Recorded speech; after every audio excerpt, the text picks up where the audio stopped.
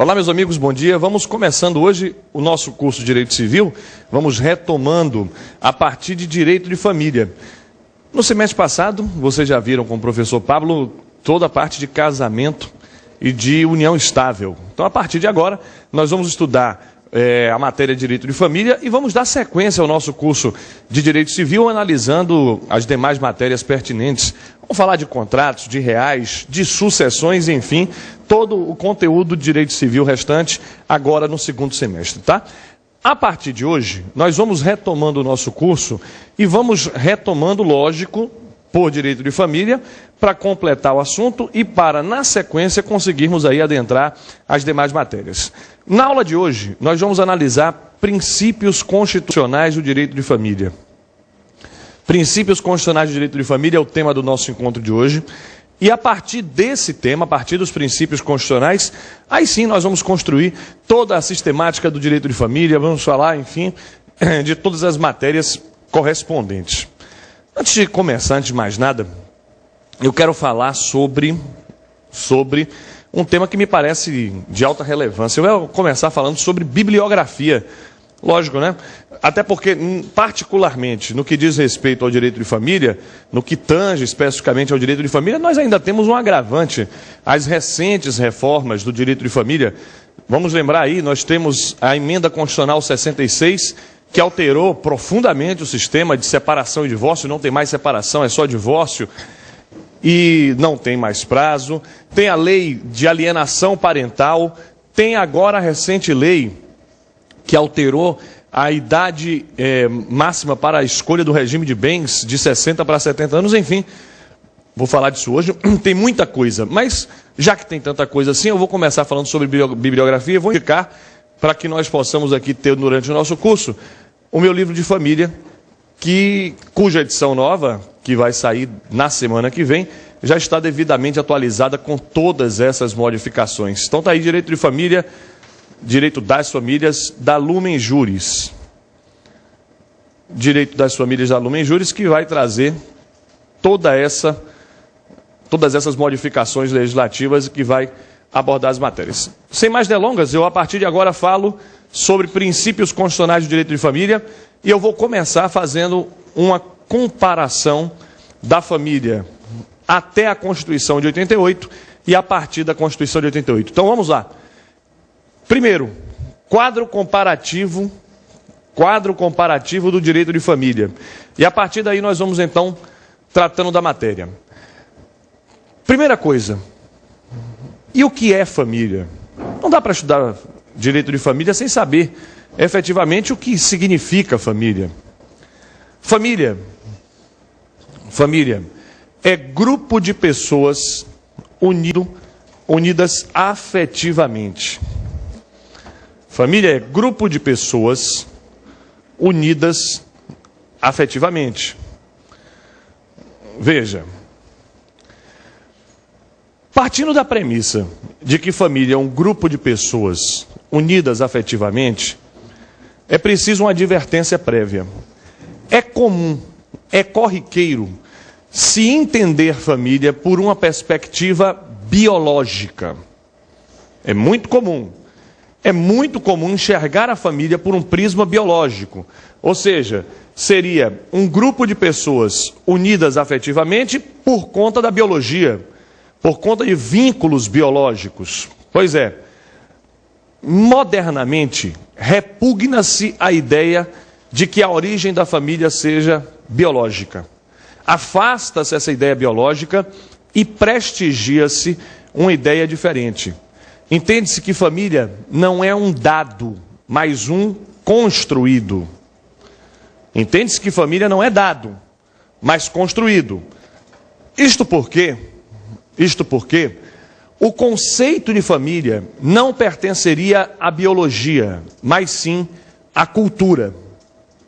Veja bem, entende-se contemporaneamente, modernamente, que família não seria um dado, mas sim um construído. E sendo um construído e não um dado, naturalmente, a família estaria inserida não no terreno da biologia, mas sim da cultura. Ou seja, a família é um fenômeno cultural. Cultural. Apoia esta ideia, reforça essa ideia, o simples fato de se perceber a adoção.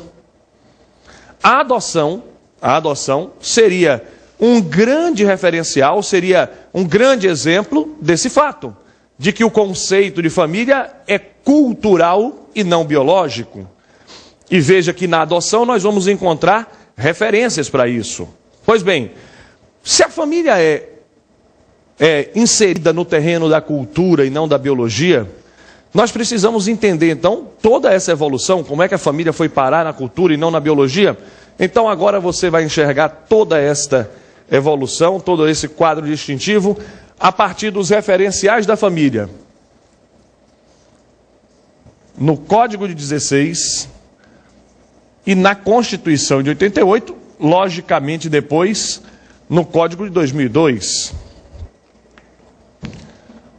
Primeiro, então, vamos enxergar como era a família no Código 16 e a partir daqui você vai então fazer a análise comparativa. No Código 16, a família submetia-se a uma perspectiva matrimonializada. Toda a família era casamentária. Toda a família era casamentária, de forma que só havia família pelo casamento.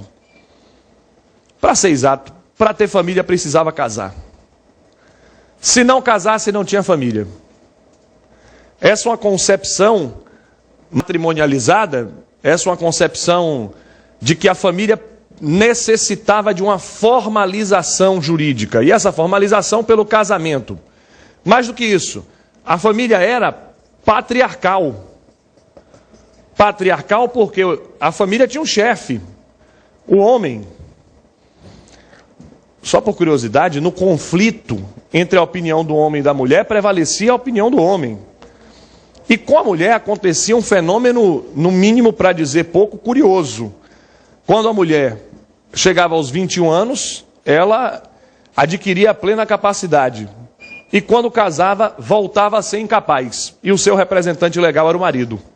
Então, mulher casada era incapaz porque tinha representante. Além de patriarcal, ela era, veja comigo agora, hierarquizada. Hierarquizada porque a família tinha uma estrutura hierárquica. Pai, mãe e filhos. E particularmente os pais tinham, em relação aos filhos, o exercício do pátrio poder. O pátrio poder revela essa concepção hierárquica. O exercício do pátrio poder. Mais do que isso, olha só. Matrimonializada, patriarcal, hierarquizada, necessariamente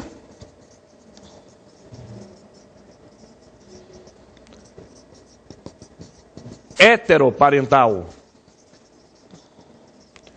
E necessariamente heteroparental por um motivo simples. Heteroparental porque só tinha família pelo casamento, e o casamento é entre pessoas de sexos diferentes. Logicamente, portanto, toda a família era heteroparental, necessariamente. E, finalmente, toda a família era biológica. Biológica por quê? Porque a adoção não estabelecia vínculo definitivo. A adoção não estabelecia vínculo familiar definitivo. Tanto é verdade que a eventual morte do adotante restabelecia o vínculo biológico. A morte do adotante restabelecia. Por quê? Por que a morte do adotante restabelecia o vínculo biológico? Para impedir que o adotado tivesse acesso à herança. Impedindo que o adotado tivesse acesso à herança, a adoção se desfazia pela morte do adotante. Lógico que depois de tudo isso, já dá para se perceber nessa família, nessa estrutura que nós tínhamos no Código 16, já dá para perceber uma concepção institucional de família. A família trazia consigo uma referência institucional. Família era uma instituição. Era uma instituição. Então está aí, concepção institucional completando esse quadro da família no Código 16. Pois é, meus amigos, só que com os artigos 226 e 227 da Constituição, tudo isso vai mudar. 226, 227. Em 2 artigos, a Constituição alterou significativamente toda esta estrutura. Todo esse panorama vai ser modificado a partir da Constituição de 88. E aí você então confere comigo que a família deixa de ser matrimonializada e ela passa a ser múltipla, plural, múltipla, plural, e deixa de existir um único meio de constituir família, o casamento deixa de ser a única forma de constituição de família, e a partir da Constituição nós vamos encontrar outros mecanismos de constituição de família, outras formas de constituir, de criar uma família. Só para dar exemplo, união estável, família monoparental. Família monoparental, para quem não lembra, é a comunidade de ascendentes e descendentes. Mãe solteira é uma família monoparental. Então a família deixa de ser casamentária e passa a ser múltipla, com diferentes formas de composição. Ela deixa de ser também patriarcal. E ela deixa de ser patriarcal porque agora ela passa a ser democrática. E homem e mulher passam a ser iguais perante a lei. Democrática, fugindo à concepção patriarcal. A igualdade entre homem e mulher funda uma concepção democrática de família. Lógico, já não cabe mais a arguição de que o homem seria o chefe da família. E ela deixa de ser também hierarquizada. Agora ela passa a ser igualitária. Deixa de haver uma hierarquia familiar. Deixa de haver uma hierarquia familiar, agora todos são iguais perante a lei. Agora note, esta igualdade é uma igualdade substancial. E dizer que a igualdade é substancial tem um sentido muito importante. Dizer que a igualdade é substancial significa admitir tratamento desigual onde houver desigualdade. Admitir tratamento desigual onde houver desigualdade. Por isso, você já pode perceber, você já pode notar que a partir desta igualdade já se enxerga, já se percebe que está aqui o fundamento para o Estatuto da Criança e do Adolescente e para o Estatuto do Idoso. O Estatuto da Criança e do Adolescente e o Estatuto do Idoso nascem exatamente dessa igualdade substancial, tratar desigualmente quem está em posição desigual. Muito bem, mas além de igualitária, essa família agora evoluiu, e por conta da pluralidade, essa família agora pode ser hetero ou homoparental. Hetero ou homoparental.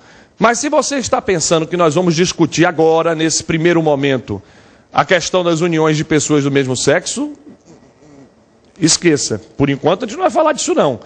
Para falar que a família pode ser homoparental, eu quero tomar um outro exemplo que será muito mais didático. Para observar a homoparentalidade, basta você lembrar, basta você recordar a possibilidade de monoparentalidade. Família monoparental, e você imagina mãe solteira com a sua filha. Uma mãe solteira com a sua filha é uma família homoparental, monoparental. Ou seja, onde eu quero chegar, a homoparentalidade decorre da monoparentalidade. A homoparentalidade decorrerá da monoparentalidade. E perceba, eu insisto nesse ponto, note que quando se fala em família homoparental, não necessariamente estamos nos referindo à união homoafetiva. A homoparentalidade não se restringe, não se reduz à união de pessoas do mesmo sexo, em absoluto. A homoparentalidade diz respeito também a outras circunstâncias, como acabei de dizer, a monoparentalidade. E, finalmente, a família agora continua podendo ser biológica, é certo, Mas além de biológica, a família agora pode ser também socioafetiva. Socioafetiva. E só para dar uma visão disso, só para demonstrar isso, é preciso ver, preciso sentir que a adoção agora tem o mesmo status da filiação biológica. E a adoção seguramente é o melhor exemplo de família socioafetiva. E a adoção produzirá os mesmos efeitos de uma filiação biológica. E você já percebe então que a família agora pode ser biológica ou socioafetiva indistintamente. Indistintamente, sem hierarquia, sem que uma tenha mais ou menos privilégios. Pois bem, esta nova concepção, trazida pelos artigos 226 e 227 da Constituição, presente no Código de 2002, essa nova concepção abandona o paradigma institucional. Família deixa de ser instituição e a família agora passa a ser vista com uma concepção instrumental. Instrumental. Família não é um fim em si mesmo. Família é um meio. Família não é um fim em si mesmo. Família é um meio. Para ser bem claro, dizer que a família tem uma concepção instrumental,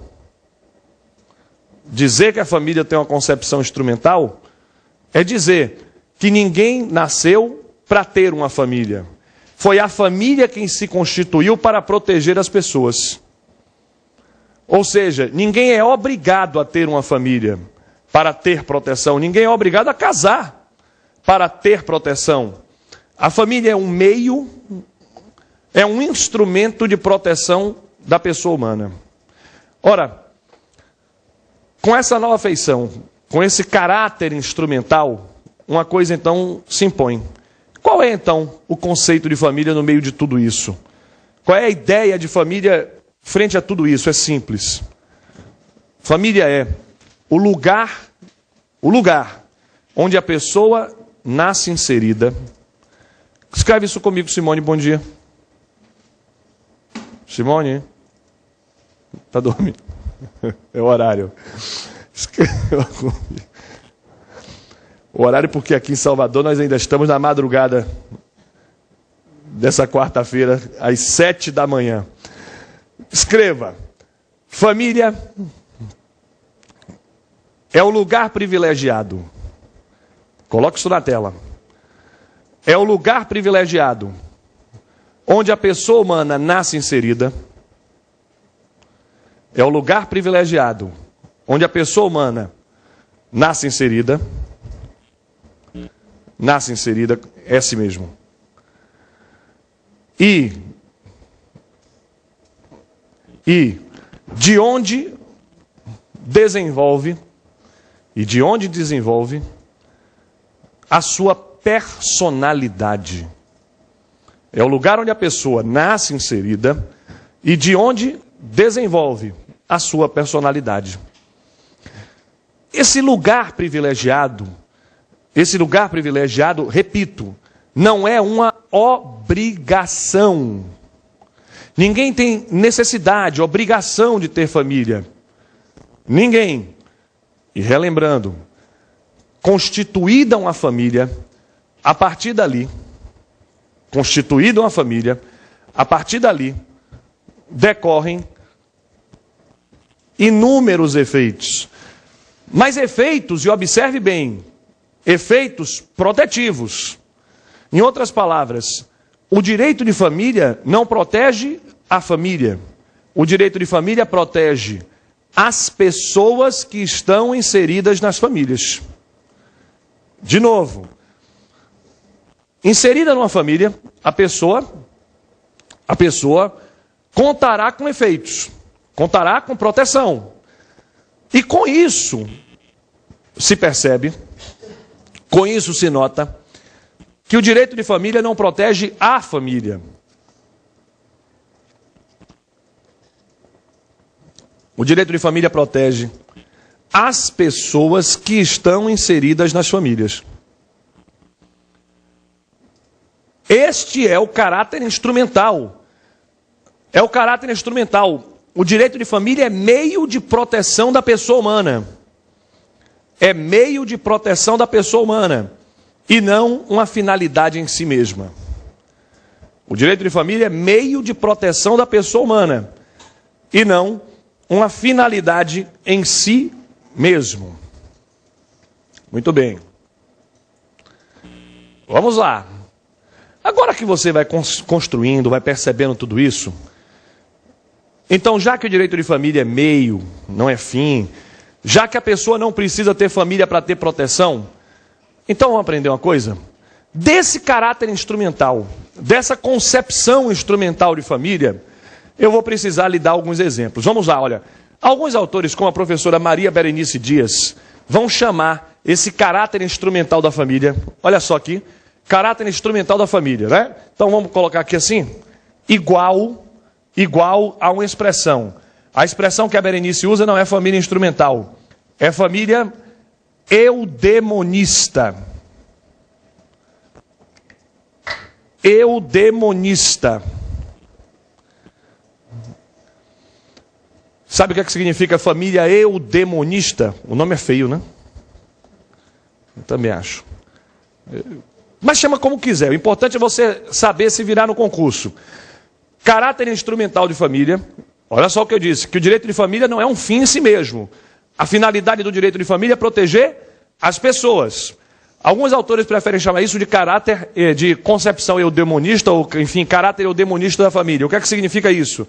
É que família é a busca da realização pessoal e da felicidade. Família é a busca da realização pessoal e da felicidade. Se a família é a busca da realização pessoal e da felicidade, olha só, família eudemonista, caráter eudemonista, significa que ninguém tem família por si mesmo. As pessoas constituem família para se realizar. Para se realizar, porque a família protege o ser. A família protege a pessoa e não a instituição. Vai ficar melhor, vai ficar muito melhor, se você lembrar de algo que existiu no Brasil até a emenda 66. Até a emenda 66 de 2010, nós tínhamos uma norma prevista no artigo 34 da Lei do Divórcio. O artigo 34 da Lei do Divórcio estampava uma norma curiosa. Permitia ao juiz indeferir acordos de separação consensual. Eu falei que até a emenda 66, porque a emenda 66 acabou com a separação. E não tendo mais separação, o juiz agora não pode indeferir o que não existe. Agora, até a emenda 66, era possível ao juiz indeferir um acordo de separação consensual. Por que o juiz fazia isso? O juiz fazia isso porque ele era do mal? Não. O juiz fazia isso para proteger as pessoas e o seu patrimônio. Agora imagine, proteger os filhos e o patrimônio. Mas para proteger os filhos e o patrimônio, ele sacrificava os cônjuges, e obrigando duas pessoas que já não mais se gostavam a continuarem casadas. Então, observe que ali nós tínhamos uma explícita intervenção do Estado na família. E agora? Agora já não se admite mais isso. Mas mesmo antes da emenda 66, já se criticava esse dispositivo porque ele não estava se harmonizando, não estava se ajustando com uma concepção instrumental de família, com o caráter eudemonista da família. Mas observe o grande exemplo para você enxergar esse caráter instrumental, essa concepção eudemonista de família. O grande exemplo vem, Simone, da súmula 364 do STJ. A súmula 364 do STJ vai trazer um ótimo exemplo. É o bem de família da pessoa sozinha. Bem de família da pessoa sozinha. Olha, você vai enxergar essa pessoa sozinha por aí com esse nome aqui também, ó. Além de encontrar como pessoa sozinha, você vai encontrá-la com esse nome. Single. Single. Pessoa sozinha ou single. Só não pensa uma coisa. Só não pense que a pessoa sozinha necessariamente é uma pessoa solteira. Para ser sozinho não precisa ser solteiro, e quem é solteiro não necessariamente é sozinho.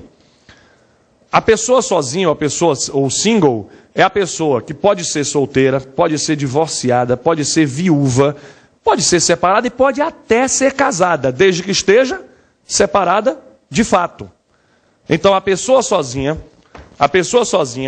discute-se, tem proteção do bem de família? A pessoa sozinha, que não necessariamente é solteira, a pessoa sozinha teria proteção do bem de família? O regime de impenhorabilidade do bem de família se aplica a uma pessoa sozinha?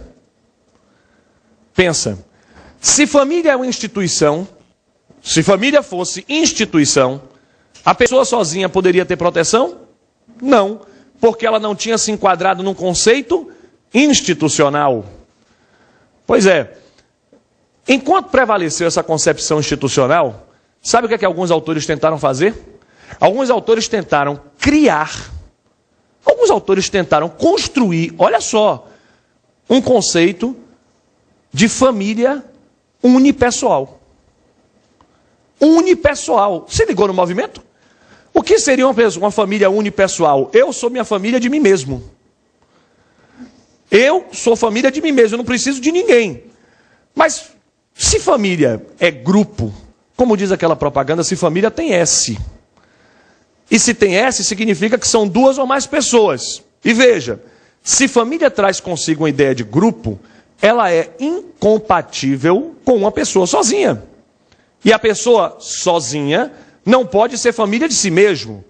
Imagine, no Natal, você vai lá, coloca um presentinho, fecha a porta, abre de volta, cheguei.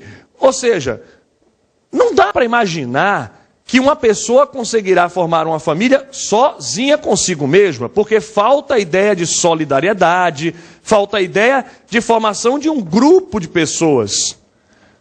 Família de uma pessoa sozinha me parece masturbação. Agora, profundamente enxergando o tema, colocando de lado tudo isso, o STJ, em primeiro lugar, em primeiro plano, se inclinou pela ideia de família de uma pessoa só. Se inclinou pela família unipessoal. Isso na década de 90. Mas para que o STJ fez isso? O STJ fez isso, em primeiro lugar, para admitir o regime de impenhorabilidade. Mas naquele momento em que o STJ prestigiou a tese de uma família de uma pessoa só, de uma família unipessoal, é porque ele ainda trazia consigo uma concepção institucional. Ele precisava dizer que as pessoas tinham de ter uma família, que as pessoas precisavam ser referenciadas pela família, uma instituição. Pois é, tudo mudou. E agora veio a súmula 364. E a súmula 364, confira comigo na tela, assenta-se numa concepção instrumental e é, sem dúvida, o melhor exemplo que você pode ter de concepção instrumental de família.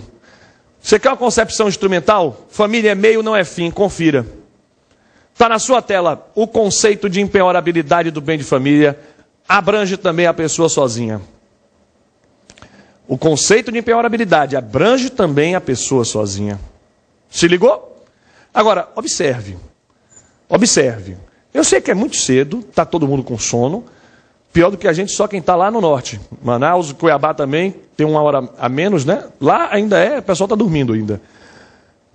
Lá vai ser 6 da manhã. Afronta a dignidade humana, né? Essa hora, afronta-se. Vamos. Olhe para a sua tela e confira. Olhe para a sua tela e confira. A súmula 364. Valendo, não escreve nada. Leu? Agora me diz uma coisa, o que está escrito aí na sua tela é que o bem de família também é reconhecido a pessoa sozinha? O bem de família? Não. Porque se ela é uma pessoa só, ela não pode ter bem de família. Bem de família, não. Não tem. Bem de família é para família é grupo. E o que é que a súmula está dizendo? Olha o que ele diz, a perfeição. o conceito de impenhorabilidade do bem de família. E quando a súmula se refere ao conceito de impenhorabilidade, ela deixa antever. Ao fazer alusão ao conceito de impenhorabilidade, a súmula deixa antever, a súmula deixa sentir, notar que o seu fundamento não é uma família institucional, mas sim uma família instrumental. É que para ter proteção do bem de família, não precisa ter família. Para ter proteção do bem de família, qual é a proteção do bem de família? A impenhorabilidade. Para ter a proteção do bem de família, não precisa ser uma família. Ou seja, a súmula está dizendo, a mensagem subjacente, vá olhando para ela, vá. A mensagem subjacente da súmula. A norma de direito de família protege a pessoa. A norma de direito de família protege a pessoa humana. Protege a pessoa humana. É uma norma protetiva da pessoa humana. A norma de direito de família protege a pessoa. Esta é a mensagem da súmula. A bela mensagem contida na súmula 364. A norma de direito de família protege, se inclina para a pessoa. Em outras palavras, mesmo quem não tem família merece a mesma proteção. Mesmo quem não tem família merece a mesma proteção. É a súmula 364 do STJ, evidenciando, demonstrando uma proteção à pessoa humana. E claro, servindo como um belo exemplo do caráter instrumental da família. Família é meio e não fim. E se família é meio e não fim, mesmo a pessoa sozinha tem proteção do bem de família. Esta é a concepção, é o caráter instrumental da família. Pois é, só que aqui tem um detalhe. Eu quero te ensinar agora os paradigmas. Põe aí, vai. Paradigmas da família. Paradigmas contemporâneos do direito de família. Vamos lá. E quais são esses paradigmas? Primeiro, tem umas palavras da moda. Paradigma certamente é uma palavra da moda, né? Até bem pouco tempo ninguém usava essa palavra. Mas agora tudo tem um paradigma e aqui o direito de família também o tem. Quais são os paradigmas do direito de família? Se cair numa prova aberta uma questão de família, olha, você pode não saber nada da questão, mas você respira e coloca esses paradigmas. Esses paradigmas constituem a mais importante revolução do direito de família nos últimos anos. Todos os estudos recentes passam por eles. Vamos lá? São 4 paradigmas. E você vai anotar aí na sequência, eu tenho alguns comentários a fazer. Os 4 paradigmas do direito de família são afeto, ética, dignidade, solidariedade.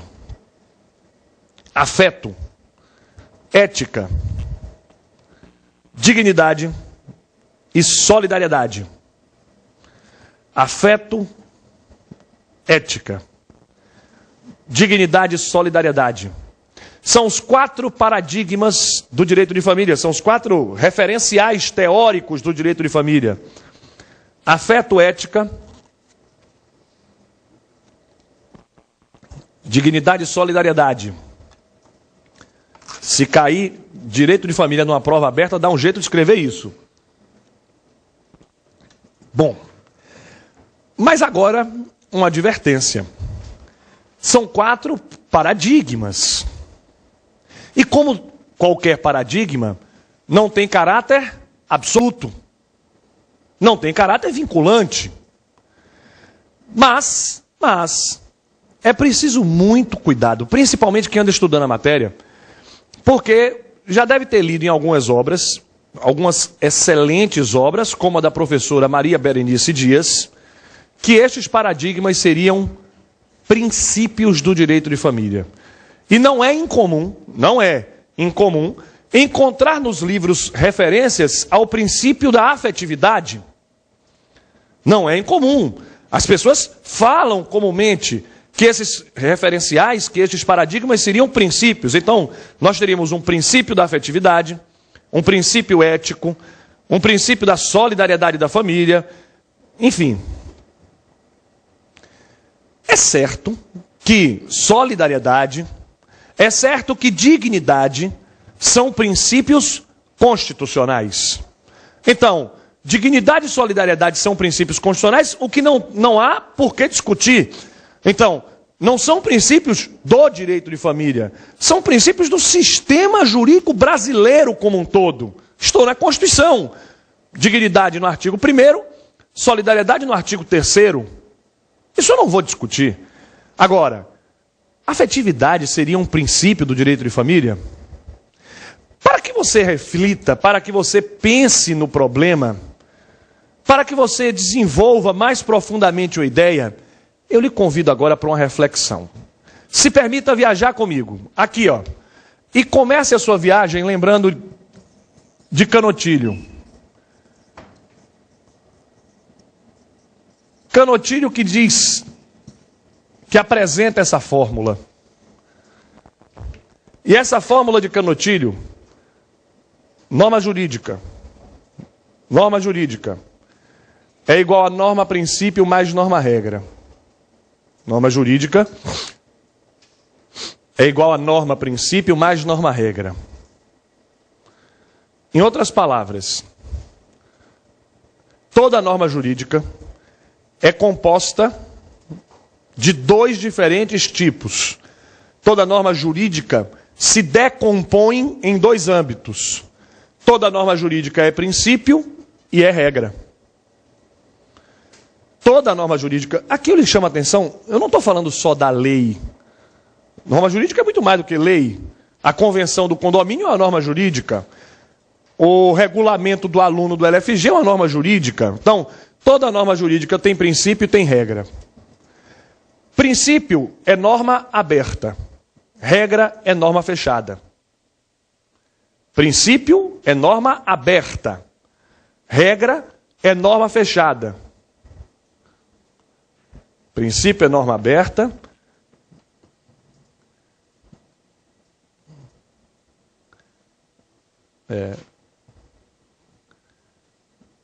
Regra é norma fechada. Mais do que isso, observe. Passa um pouquinho, Simone. Beleza. Deixa aí a primeira só. Deixa aí na minha tela. A primeira. A outra. A anterior. Aí. Deixa aí. Onde é que está a diferença? E aqui você cuida para não se perder. A norma princípio tem solução casuística. A norma regra tem solução a priorística. A norma princípio tem solução casuística. A norma regra, solução a priorística. Já sentiu a diferença? Já deu para sentir? É que no princípio, como a norma tem conteúdo aberto, quem vai fixar esse conteúdo é o juiz. Só o juiz. Na norma regra, como o seu conteúdo já vem delimitado, já vem antecipado, então não há tanto espaço para o juiz, que meramente aplica, a solução já veio da lei. Mas a grande mensagem subliminar presente nesta fórmula de Canotilho, a grande mensagem subliminar é que todo princípio também tem força normativa. Essa é a grande mensagem. Esta é, sem medo de errar, a grande mensagem. Todo princípio tem força normativa. Todo princípio vincula, obriga. Todo princípio vincula, obriga. Todo princípio tem força normativa, é a mensagem de Canotilho, que já reverbera entre nós, que já ganha espaço entre nós. Os grandes constitucionalistas agora já vão tratando dessa matéria. Luiz Roberto Barroso Paulo Bonavides, enfim, os grandes constitucionalistas exploram essa nova perspectiva. Onde eu quero chegar? Segura aqui, vá. Se todo princípio tem força normativa, todo princípio, necessariamente tem aplicação compulsória. Tem aplicação compulsória. Não há espaço para escolha. Não há espaço. Ele é vinculante. Pois bem, agora aqui.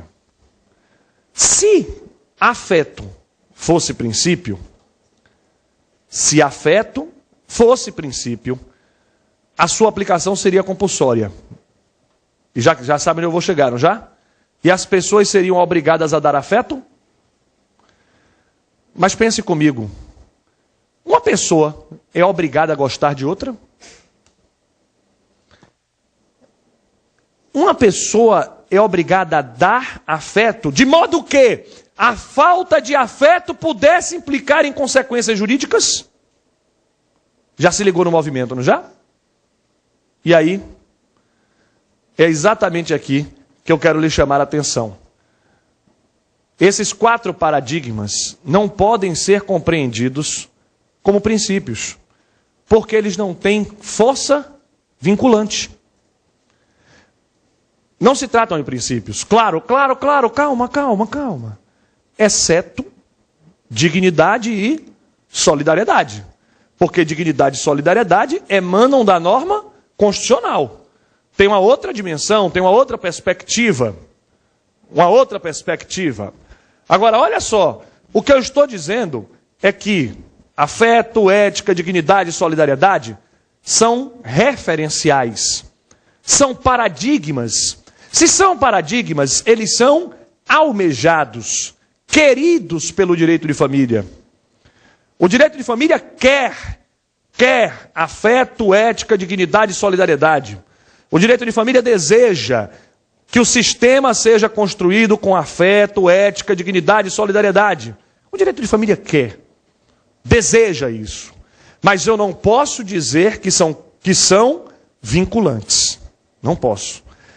Então, você agora já sabe que esses paradigmas não têm natureza principiológica. Malgrado muitos autores terminem falando dessa maneira. Muitos autores. Mas eu volto a dizer, não são princípios. Não são. Não são porque não tem força vinculante. Bom, e onde eu quero chegar com tudo isso? Você tem certeza, Cristiano, que não são princípios? Tenho sim, tenho certeza. E se você quer mais referências, dá uma olhadinha, viu? Nesse acórdão que eu vou colocar aqui. STJ, RESP 757, 411, de Minas Gerais.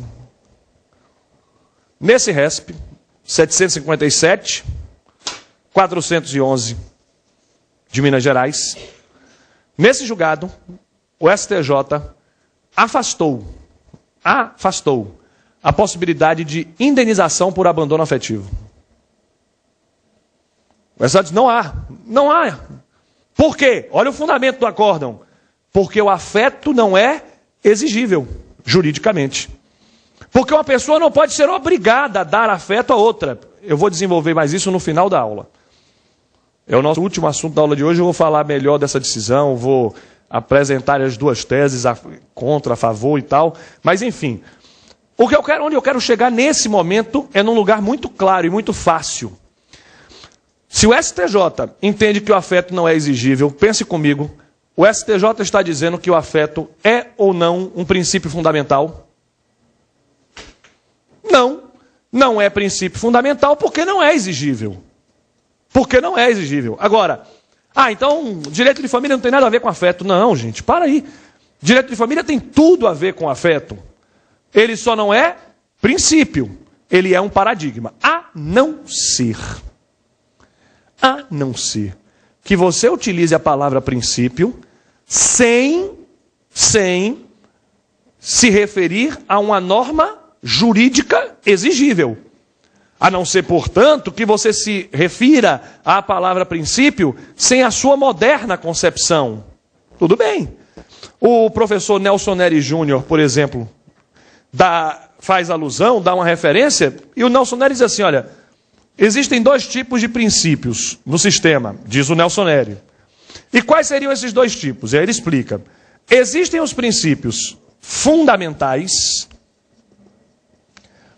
e esses princípios fundamentais seriam aqueles que têm coercibilidade, força normativa, e existiriam ainda, ao lado dos fundamentais, os princípios informativos.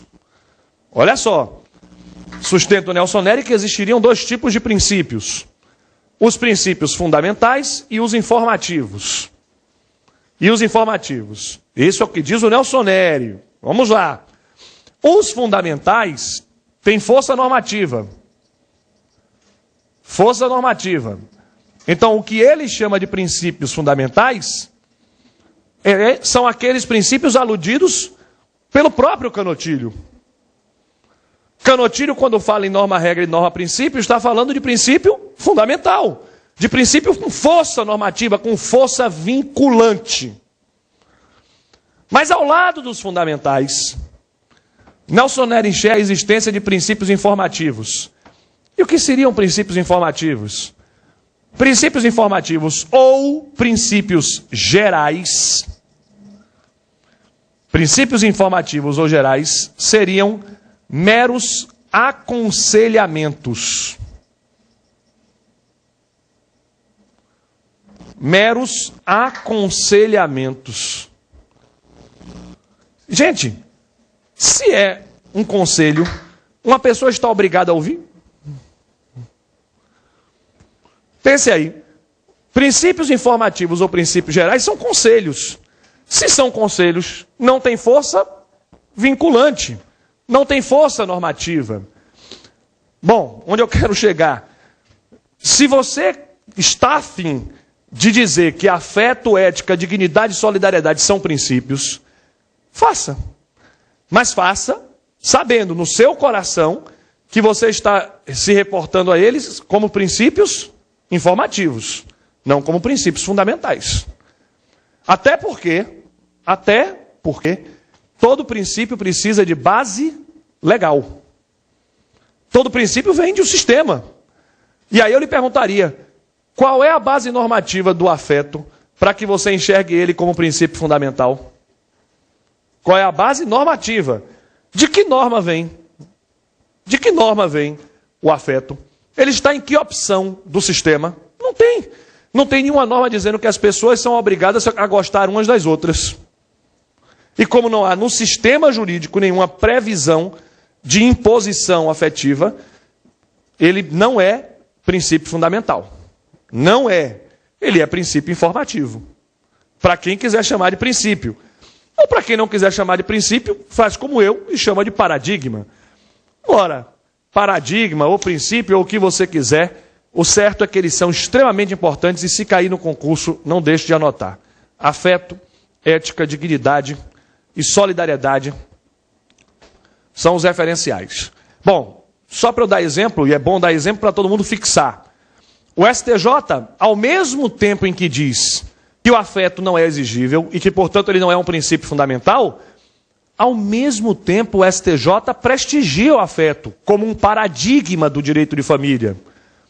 Exemplo é o reconhecimento de direito de visita de avós e padrastos. Direito de visita de avós e padrastos. Ô, gente, se o STJ está reconhecendo direito de visita de avós e de padrastos, é porque ele está dando prestígio, está reconhecendo a importância do afeto. Está dizendo, olha, é importante o afeto, é relevante julgar com base no afeto, mas ele só não é princípio fundamental. Ele só não tem força vinculante. Mas é importante reconhecer o afeto em todas as suas dimensões. Muito bem. Falamos então da função instrumental da família, da concepção instrumental da família, o demonista. Agora eu falei dos paradigmas e agora eu vou falar de dois novos temas, tá? Eu vou fazer referência a dois novos temas que até bem pouco tempo ninguém explorava. E como são temas muito novos, eles ainda não caíram em concurso. Olha, tudo que eu falei aqui tem uma grande importância em concurso. Simone, coloca antes essa pergunta aqui, do MP de Minas. MP de Minas, TJ de São Paulo recentemente perguntou do tema também. E em Minas caiu essa pergunta, eu gosto dela, bem interessante essa pergunta. Concurso para promotor em Minas Gerais perguntou, olha só, travessia do direito de família, do clássico ao contemporâneo.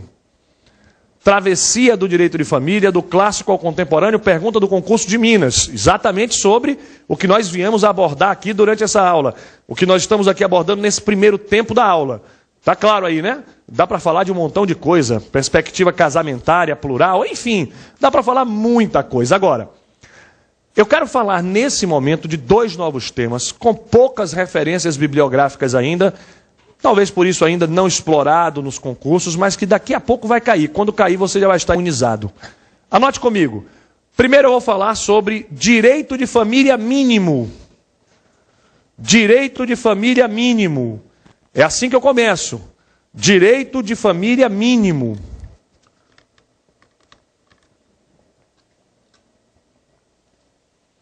Direito de família mínimo. Direito de família mínimo, você vai encontrar também com outro nome. Intervenção mínima do Estado.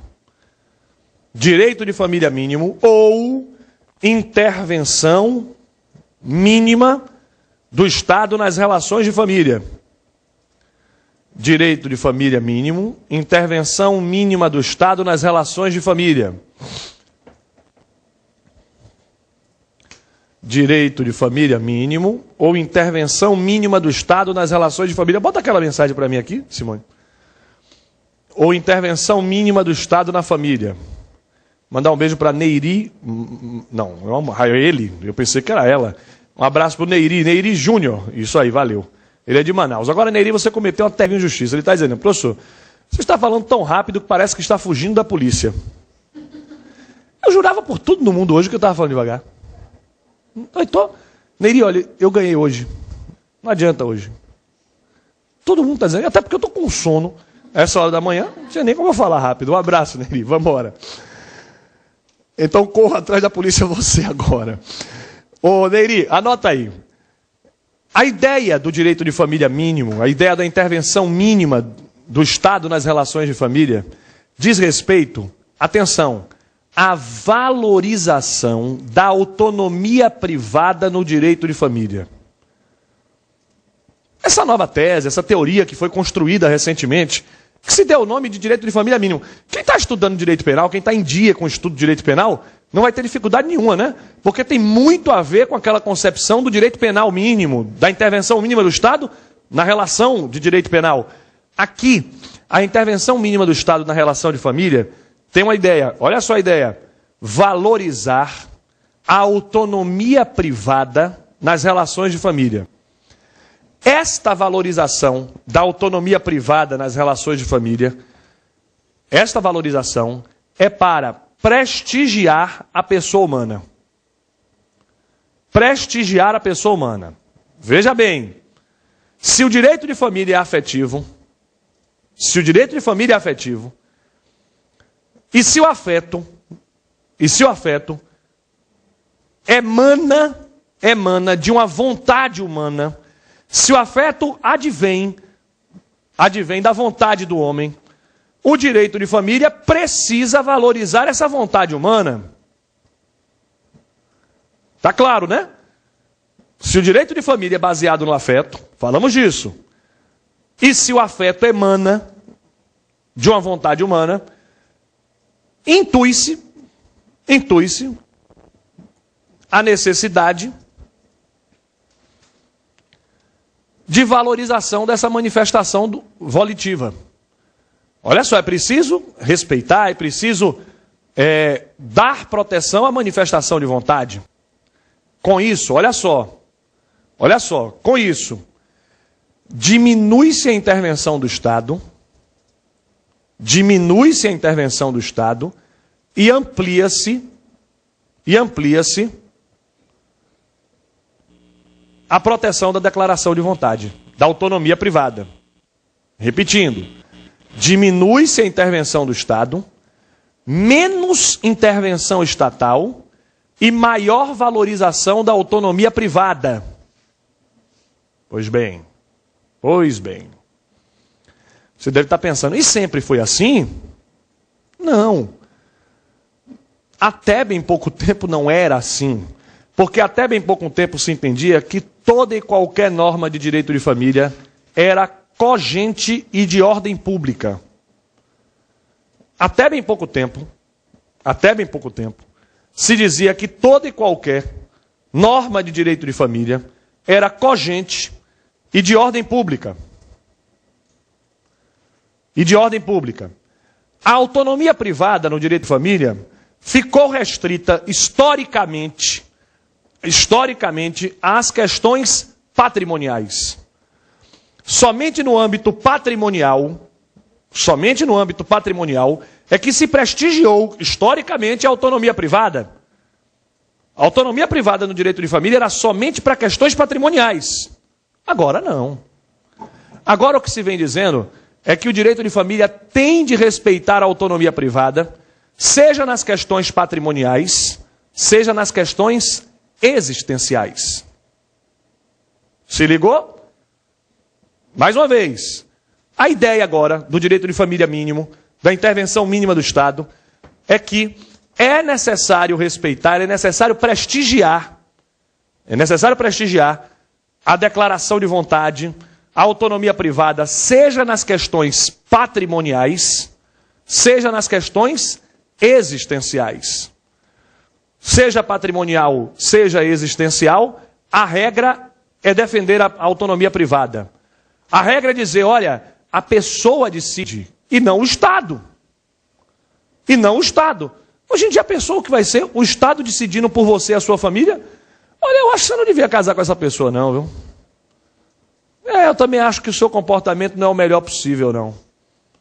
Então é lógico que no direito de família exige-se essa intervenção mínima. Vamos lá. Depois de tudo isso, agora eu vou para os exemplos.